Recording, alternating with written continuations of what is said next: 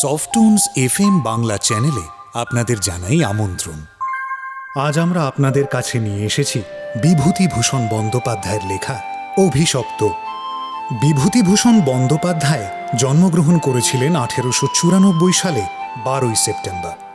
তিনি ছিলেন একজন জনপ্রিয় ভারতীয় বাঙালি কথা সাহিত্যিক।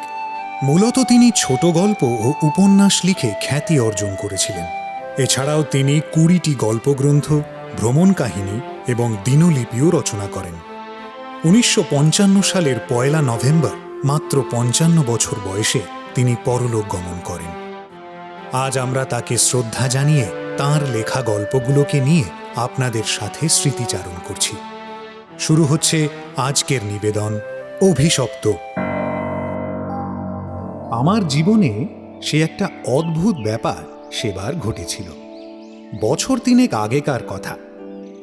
আমাকে বরিশালের ওধারে যেতে হয়েছিল একটা কাজে। ও অঞ্চলের একটা গঞ্জ থেকে বেলা প্রায় 12টার সময় নৌকায় উঠলুম। আমার সঙ্গে এক নৌকায় বরিশালের এক ভদ্রলোক ছিলেন। গল্পে গুজবে সময় কাটতে লাগলো।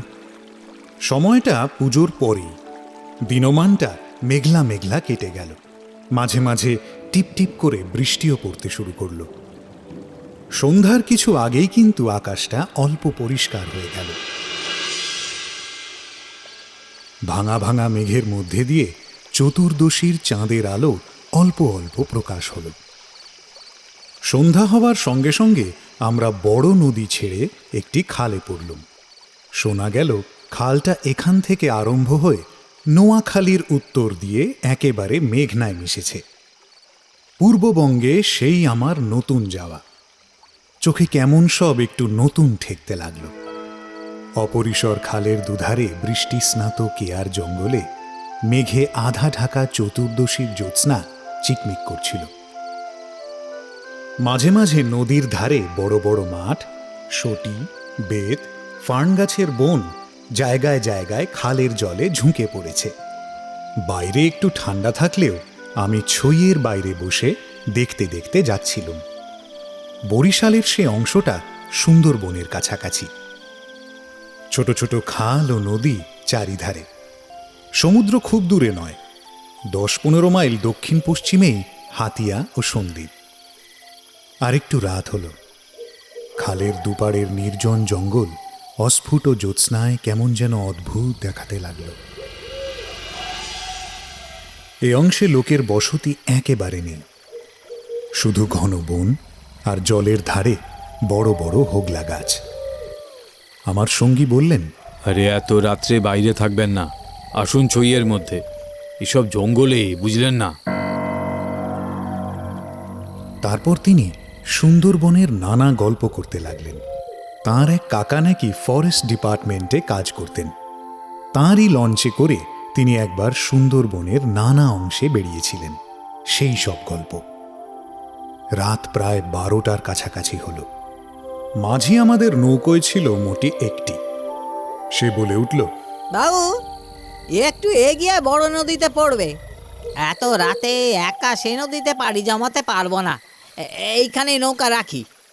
নৌকো সেখানেই বাঁধা হলো। এদিকে বড় বড় গাছের আড়ালে চাঁদ অস্ত গেল।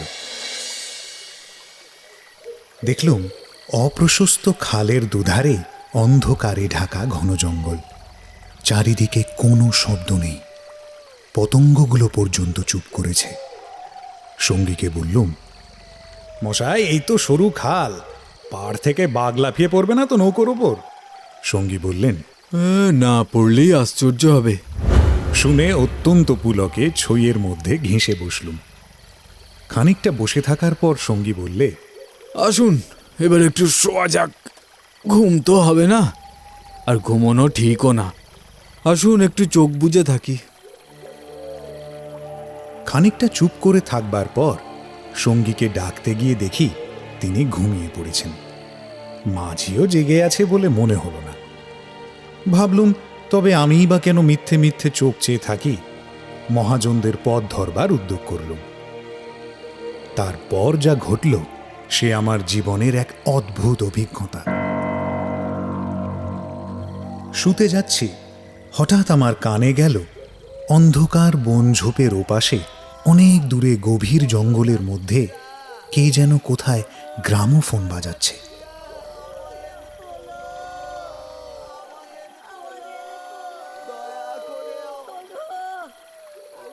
তাড়াতাড়ি উঠে বসলাম।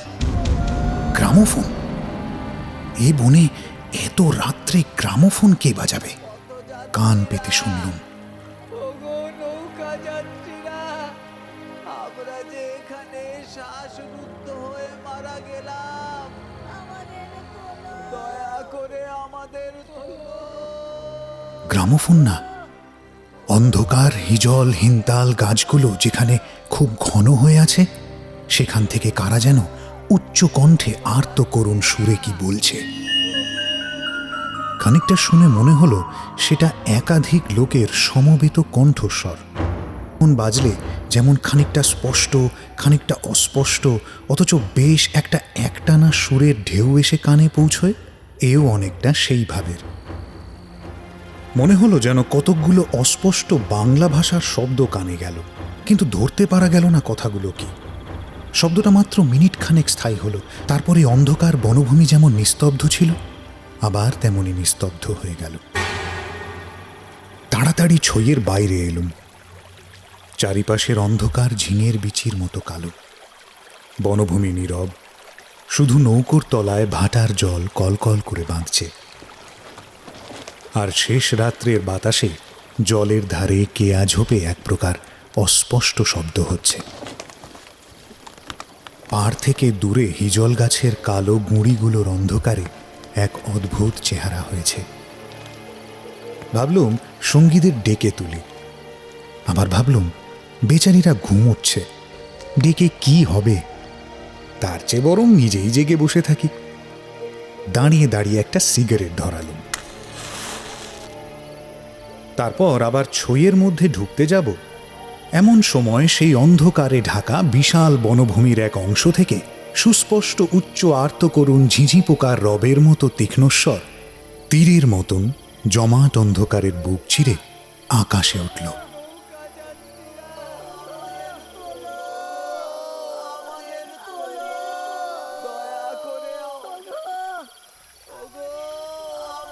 নৌকোর মাঝিটা ধড়মড় করে জেগে উঠল।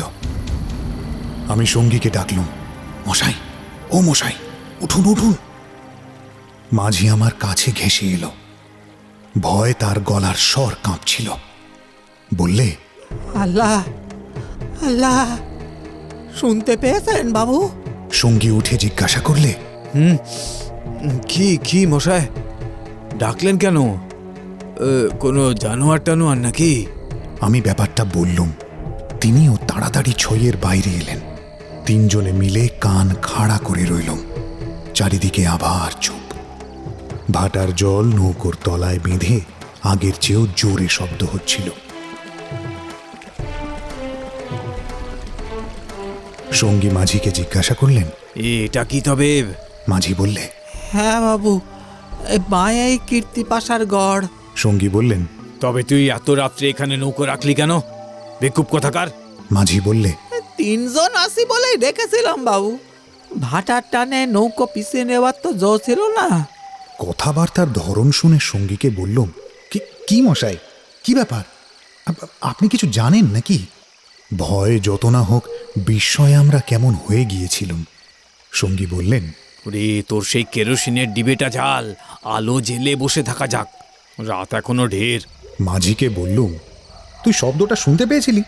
সে বললে, হ্যাঁ বাবু, সে আওয়াজ কানে গিয়েই তো আমার ঘুম ভেঙে গেল।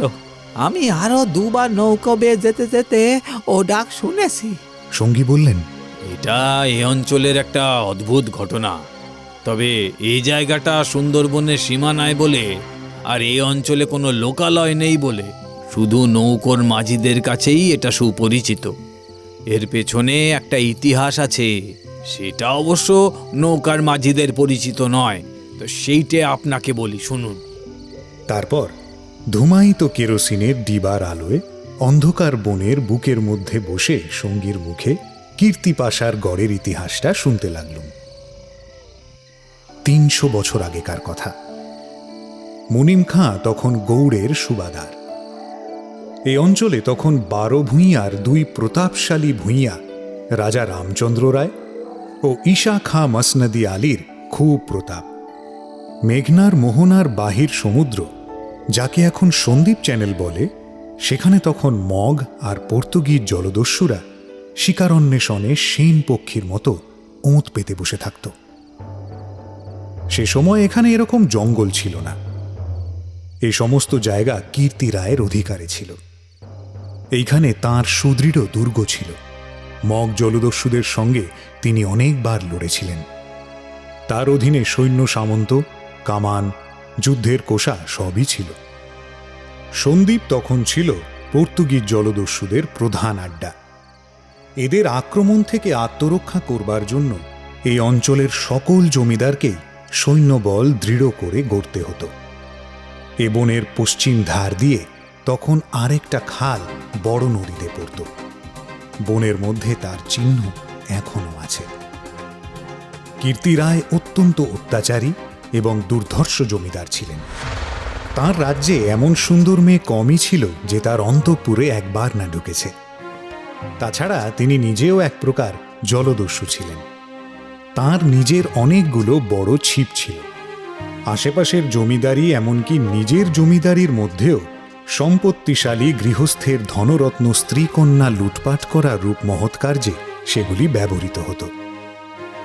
কীর্তি রায়ের পাশের জমিদারি ছিল কীর্তি রায়ের এক বন্ধুর। এঁরা ছিলেন চন্দ্রদ্বীপের রাজা রামচন্দ্র রায়দের পত্তনিদার। অবশ্য সে সময় অনেক পত্তনিদারের ক্ষমতা এখনকার স্বাধীন রাজাদের চেয়ে অনেক বেশি ছিল। কীর্তি রায়ের বন্ধু মারা গেলে তাঁর তরুণ বয়স্ক পুত্র নরনারায়ণ রায় পিতার জমিদারির ভার পান। নরনারায়ণ তখন সবে যৌবনে পদার্পণ করেছেন, অত্যন্ত সুপুরুষ, বীর ও শক্তিমান। নরনারায়ণ কীর্তি রায়ের পুত্র চঞ্চল রায়ের সমবয়সী ও বন্ধু। সেবার কীর্তি রায়ের নিমন্ত্রণে নরনারায়ণ রায় তাঁর রাজ্যে দিন কতকের জন্য বেড়াতে এলেন। চঞ্চল রায়ের তরুণী পত্নী লক্ষ্মী দেবী স্বামীর বন্ধু নরনারায়ণকে দেবরের মতো স্নেহের চোখে দেখতে লাগলেন। 2-1 দিনের মধ্যেই কিন্তু সে স্নেহের চোটে নরনারায়ণকে বিব্রত হয়ে উঠতে হল।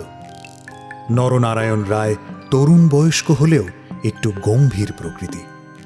বিদ্যুৎ চঞ্চলা তরুণী বন্ধুপত্নীর ব্যঙ্গ পরিহাসে গম্ভীর প্রকৃতি নরনারায়ণের মান বাঁচিয়ে চলা দুষ্কর হয়ে পড়ল। স্নান করে উঠেছেন, মাথার তাজ খুঁজে পাওয়া যায় না। নানা জায়গায় খুঁজে হয়রান হয়ে তার আশা ছেড়ে দিয়ে বসে আছেন। হঠাৎ কখন নিজের বালিশ তুলতে গিয়ে দেখেন তার নিচেই তাজ চাপা আছে, যদিও এর আগে তিনি বালিশের নিচে খুঁজেছেন। তাঁর প্রিয় তরবারিখানা দুপুর থেকে বিকেলের মধ্যে 5 বার হারিয়ে গেল। আবার 5 বারই সম্পূর্ণ অপ্রত্যাশিত স্থান থেকে খুঁজে পাওয়া গেল। তাম্বুলে এমন সব দ্রব্যের সমাবেশ হতে লাগলো যা কোনো কালেই তাম্বুলের উপকরণ নয়। তরল মস্তিষ্ক বন্ধুপত্নীকে কিছুতেই এঁটে উঠতে না পেরে অত্যাচার জর্জরিত নরনারায়ণ রায় ঠিক করলেন তাঁর বন্ধুর স্ত্রীটি একটু ছিটগ্রস্ত। বন্ধুর দুর্দশায় চঞ্চল রায় মনে মনে খুব খুশি হলেও বাইরে স্ত্রীকে বললেন, 2 দিনের জন্য এসেছে বেচারি, ওকে তুমি যেরকম বিব্রত করে তুলেছ ও আর কখনো এখানে আসবে না। দিন কয়েক এরকমে কাটবার পর কীর্তি রায়ের আদেশে চঞ্চল রায়কে কি কাজে হঠাৎ গৌড়ে যাত্রা করতে হলো। নরনারায়ণ রায়ও বন্ধুপত্নী কখন কি করে বসে সেই ভয়ে দিন কতক সশঙ্ক অবস্থায় কাল যাপন করবার পর নিজের বজরায় উঠে হাঁপ ছেড়ে বাঁচলেন। যাবার সময় লক্ষ্মীদেবী বলে দিলেন, এবার আবার যখন আসবে ভাই, তখন এমন একটি বিশ্বাসী লোক সঙ্গে এনো যে রাত দিন তোমার জিনিসপত্র ঘরে বসে চৌকি দেবে, বুঝলে তো? নরনারায়ণ রায়ের বজরা রায়মঙ্গলের মোহনা ছাড়িয়ে যাবার একটু পরেই জলদস্যুদের দ্বারা আক্রান্ত হল। তখন মধ্যাহ্নকাল। প্রখর রৌদ্রে বজরার দক্ষিণ দিকের দিগ্বলয় প্রসারী জলরাশি সানানো তলোয়ারের মতো ঝকঝক করছিল। সমুদ্রের সে অংশে এমন কোনো নৌকো ছিল না যারা সাহায্য করতে আসতে পারে। সেটা রায়মঙ্গল আর কালাবদর নদীর মুখ। সামনেই আবার সমুদ্র সন্দ্বীপ চ্যানেল, জলদস্যুদের প্রধান ঘাঁটি। নরনারায়ণের বজরার রক্ষীরা কেউ হত হল, কেউ সাংঘাতিক জখম হল। নিজে নরনারায়ণ দস্যুদের আক্রমণ প্রতিহত করতে গিয়ে উরু দেশে কিসের খোঁচা খেয়ে সংজ্ঞাশূন্য হয়ে পড়লেন।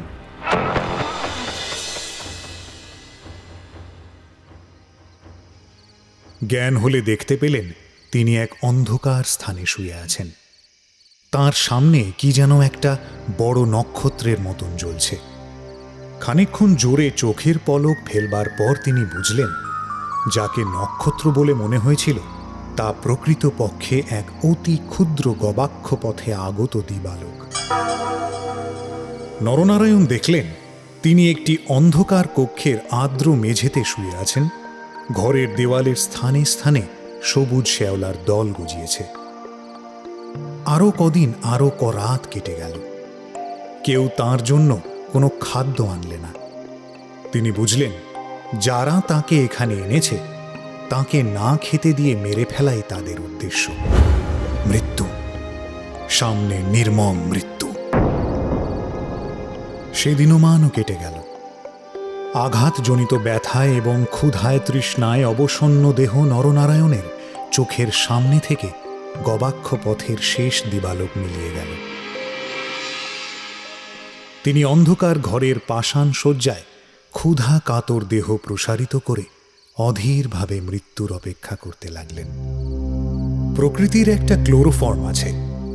যন্ত্রণা পেয়ে মরছে এমন প্রাণীকে মৃত্যু যন্ত্রণা থেকে বাঁচাবার জন্য সেটা মুমূর্ষু প্রাণীকে অভিভূত করে। ধীরে ধীরে যেন সেই দয়াময়ী মৃত্যু তন্দ্রা এসে তাঁকেও আশ্রয় করলে। অনেকক্ষণ পরে, কতক্ষণ পরে তা তিনি নিজেও বুঝতে পারলেন না, হঠাৎ আলো চোখে লেগে তার তন্দ্রা ঘোর কেটে গেল।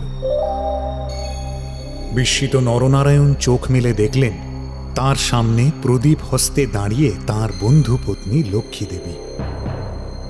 কথা বলতে গিয়ে লক্ষ্মী দেবীর ইঙ্গিতে নরনারায়ণ থেমে গেলেন।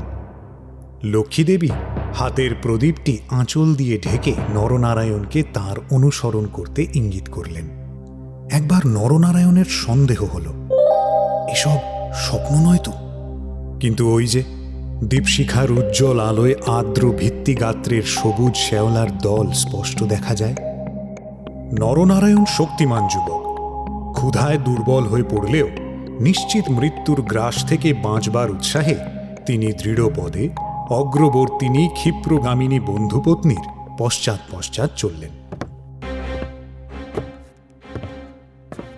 একটা বক্রগতি পাথরের সিঁড়ি দিয়ে উপরে উঠে একটি দীর্ঘ সুড়ঙ্গ পার হবার পর তিনি দেখলেন যে তাঁরা কীর্তি রায়ের প্রাসাদের সামনের খাল ধারে এসে পৌঁছেছেন। লক্ষ্মী দেবী একটা ছোট্ট বেতে বোনা থলি বের করে তাঁর হাতে দিয়ে বললেন, এতে খাবার আছে, এখানে খেও না। তুমি সাঁতার জানো, খাল পার হয়ে ওপারে গিয়ে কিছু খেয়ে নাও, তারপর যত শিগগির পারো পালিয়ে যাও। ব্যাপার কি নরনারায়ণ রায় একটু একটু বুঝলেন। তাঁর বিস্তৃত জমিদারি কীর্তি রায়ের জমিদারির পাশেই, এবং তাঁর অবর্তমানে কীর্তি রায়ই দনুজ মর্দনের বংশধরদের ভবিষ্যৎ পত্তনিদার। অত বড় বিস্তৃত ভূসম্পত্তি সৈন্য সামন্ত কীর্তি রায়ের হাতে এলে তিনি কি আর কিছু গ্রাহ্য করবেন? কীর্তি রায় যে মাথা নিচু করে আছেন তার এই কি কারণ নয় যে তাঁর এক পাশে বাকলা চন্দ্রদ্বীপ, অন্য পাশে ভুলুয়ার প্রতাপশালী ভূঁইয়া রাজা লক্ষণমাণিক্য? প্রদীপের আলোয় নরনারায়ণ দেখলেন তাঁর বন্ধুপত্নীর মুখে সে চটুল হাস্যরেখার চিহ্ন নেই। তাঁর মুখখানি সহানুভূতিতে ভরা, মাতৃমুখের মতন স্নেহকোমল হয়ে এসেছে। তাদের চারিপাশে গাঢ় অন্ধকার, মাথার ওপর আকাশের বুক চিরে দিগন্ত বিস্তৃত উজ্জ্বল ছায়াপথ। নিকটেই খালের জল জোর ভাটার টানে তীরের হোগলা গাছ দুলিয়ে কলকল শব্দে বড় নদীর দিকে ছুটেছে। নরনারায়ণ আবেগপূর্ণ সুরে জিজ্ঞাসা করলেন, বউ ঠাকরুন, চঞ্চল কি এর মধ্যে আছে? লক্ষ্মী দেবী বললেন, না ভাই, তিনি কিছু জানেন না। এসব শ্বশুর ঠাকুরের কীর্তি। এই জন্যে তাকে অন্য জায়গায় পাঠিয়েছেন। এখন আমার মনে হচ্ছে গৌড় টৌড় সব মিথ্যে। নরনারায়ণ দেখলেন লজ্জায় দুঃখে তাঁর বন্ধু পত্নীর মুখ বিবর্ণ হয়ে উঠেছে। লক্ষ্মীদেবী আবার বললেন, আমি আজ জানতে পারি খিড়কিগড়ের পাইক সর্দার আমায় মা বলে। তাকে দিয়ে দুপুর রাতের পাহারা সব সরিয়ে রেখে দিয়েছিলাম, তাই।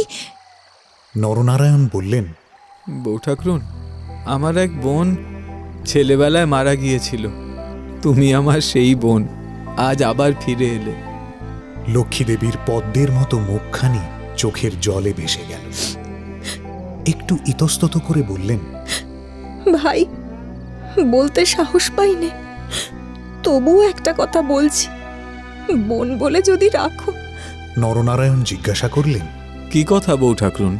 লক্ষ্মীদেবী বললেন, তুমি আমার কাছে বলে যাও ভাই, যে শ্বশুর ঠাকুরের কোনো অনিষ্ট চিন্তা তুমি করবে না। নরনারায়ণ রায় একটুখানি কি ভাবলেন, তারপর বললেন,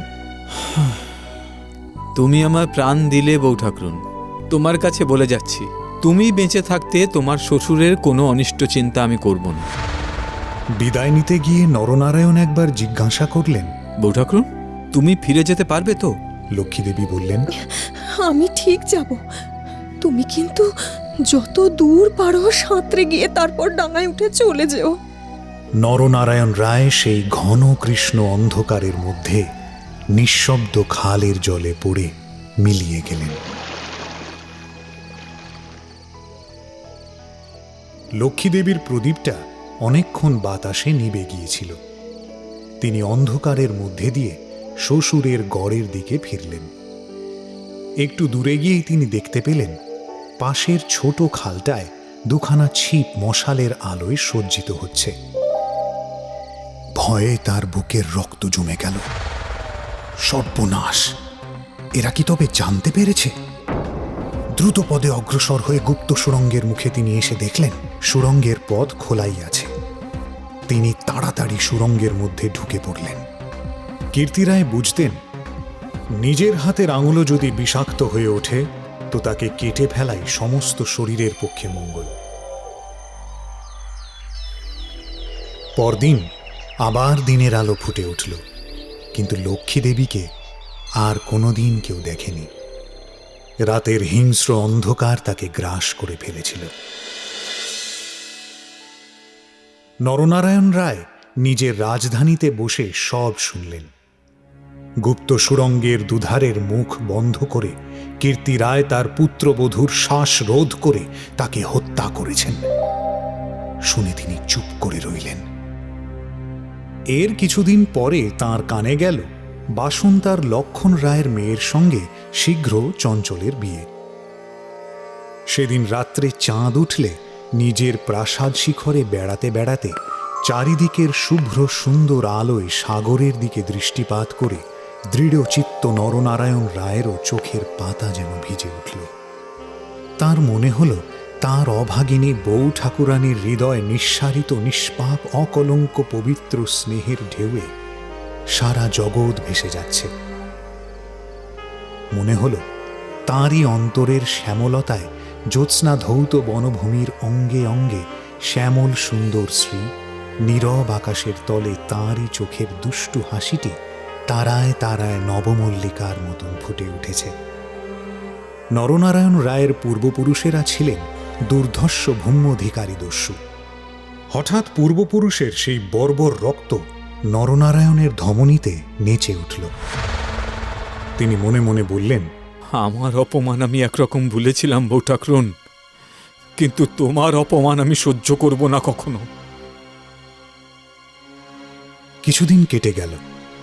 তারপর একদিন এক শীতের ভোর রাত্রির কুয়াশা কেটে যাওয়ার সঙ্গে সঙ্গে দেখা গেল কীর্তি রায়ের গড়ের খালের মুখ ছিপে সুলুপে জাহাজে ভরে গিয়েছে।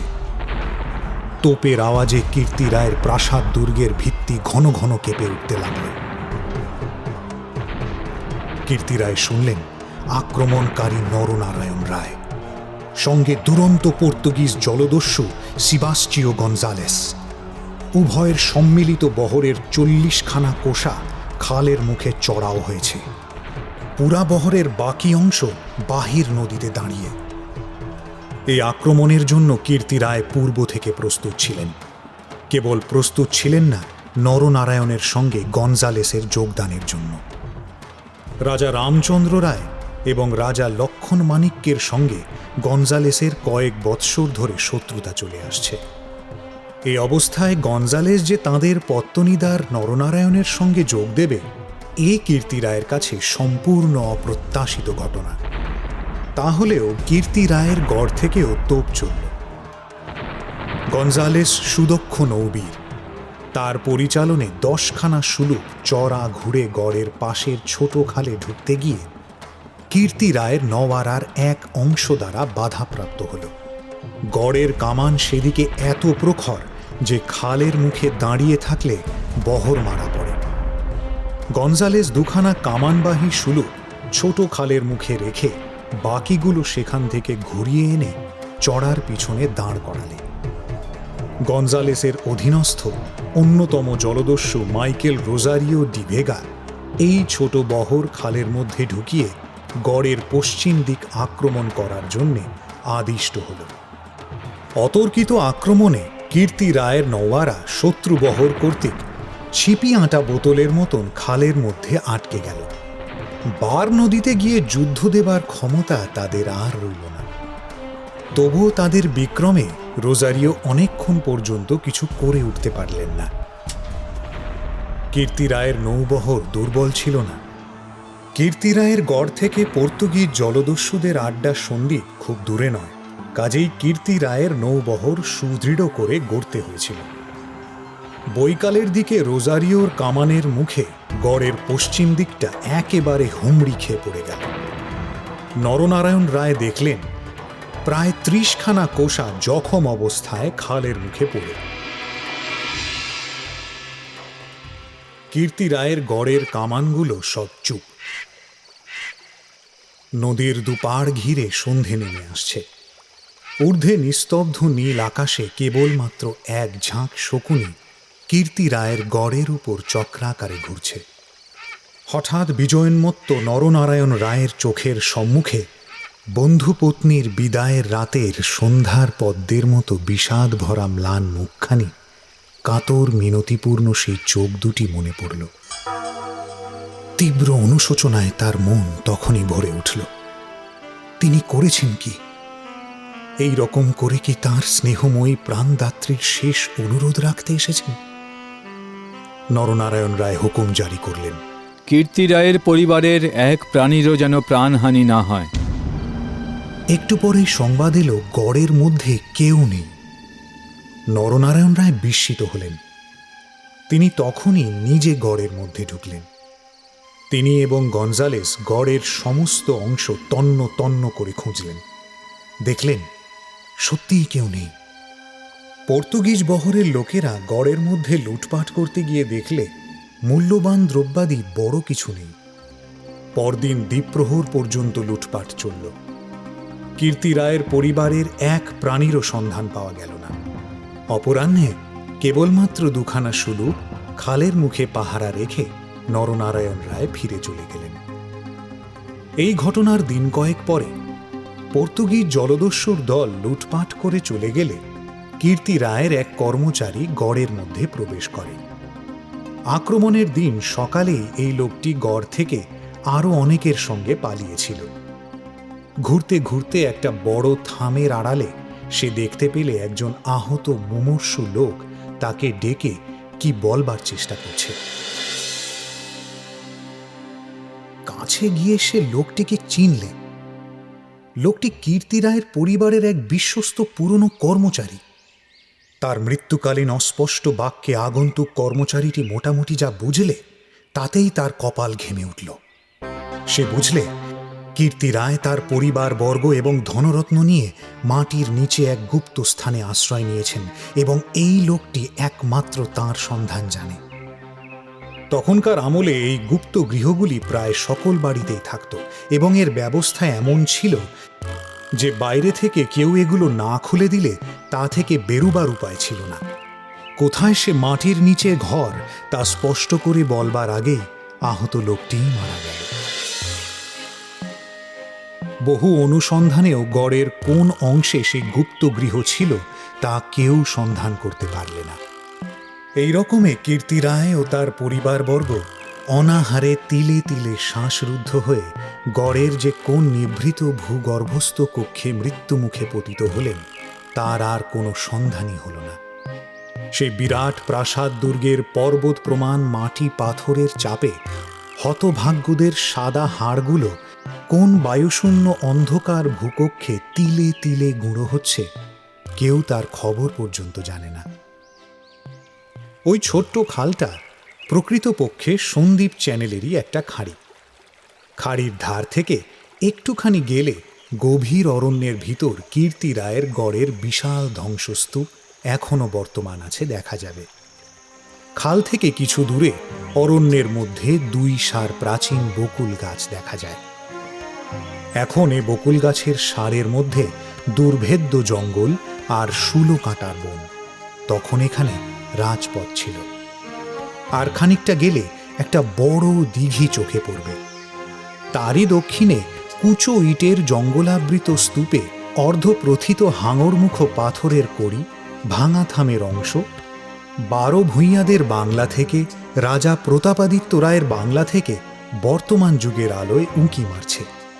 দিঘির যে ইষ্টক সোপানে সকাল সন্ধ্যায় তখন অতীত যুগের রাজবধূদের রাঙা পায়ের অলক্তক রাগ ফুটে উঠত, এখন সেখানে দিনের বেলায় বড় বড় বাঘের পায়ের থাবার দাগ পড়ে, গোখুরা কেউটে সাপের দল ফনা তুলে ঘুরে বেড়ায়।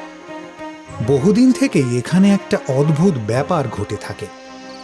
দুপুর রাতে গভীর বনভূমি যখন নীরব হয়ে যায়, হিনতাল হিজল গাছের কালো গুঁড়িগুলো অন্ধকারে যখন বনের মধ্যে প্রেতের মতো দাঁড়িয়ে থাকে, সন্দ্বীপ চ্যানেলের জোয়ারের ঢেউয়ের আলোকোৎক্ষেপী লোনা জল খাড়ির মুখে জোনাকির মতো জ্বলতে থাকে, তখন খাল দিয়ে নৌকো বেয়ে যেতে যেতে মোমমধু সংগ্রাহকেরা কতবার শুনেছে অন্ধকারে বনের এক গভীর অংশ থেকে কারা যেন আর্তস্বরে চিৎকার করছে,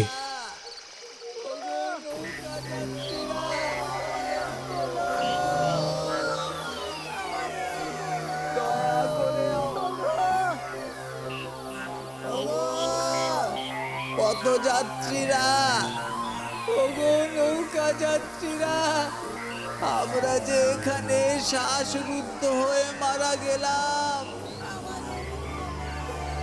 তাই ভয়ে বেশি রাত্রে কেউ এই পথে নৌকা বাইতে চায় না।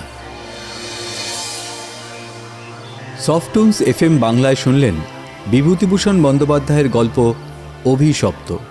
গল্প পাঠে দিব্যেন্দু কুণ্ডু, অন্যান্য চরিত্রে সঙ্গীতা গাঙ্গুলি, অঞ্জন রায়চৌধুরী, শব্দগ্রহণে মিলন কুমার প্রধান, ধ্বনি পরিকল্পনা ও স্পেশাল এফেক্টসে কৌশিক পাইন, প্রচার ও অলঙ্করণে সফটুনস, সমগ্র পরিকল্পনা ও পরিচালনায় সৌরভ মণ্ডল।